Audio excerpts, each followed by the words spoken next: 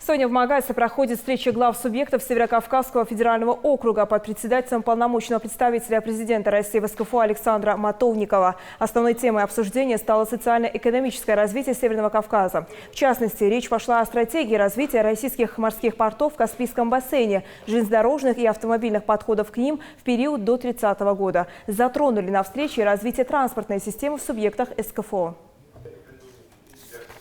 Сегодняшние объемные и качественные характеристики транспорта, особенно его инфраструктуры, не позволяют в полной мере и эффективно решать задачи роста экономики субъектов округа, в том числе задачи удовлетворения спроса инновационного сектора на высококачественные транспортно-логистические услуги, реализации в полном объеме транзитного потенциала Северокавказского федерального округа. Низкая пропускная способность железнодорожной инфраструктуры на основных магистральных направлениях, дефицит современных транспортно-логистических центров и мощностей терминально-складского хозяйства, высокий уровень износа основных фондов сдерживает развитие железнодорожных перевозок. Не буду говорить о том, что мы уже сделали, тем более мы знаем уже какие успехи есть, в том числе в логистике.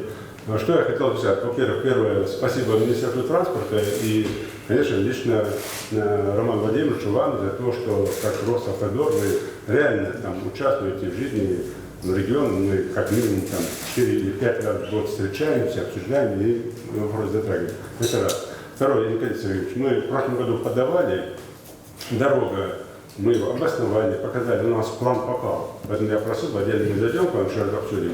Это Чни, Таргин и Джайдах, и выход на военно-грузинскую дорогу. Это граница 82 километра Грузии, это пограничные заставы, это туристическая отрасль. Мы его обосновали, мы его в совершенстве отремонтировали, мы его сделали, готовы передать. Мы сейчас работаем по линии Федеральной службы безопасности, почему? Потому что там была тема, что этот вопрос мы должны реально устранить.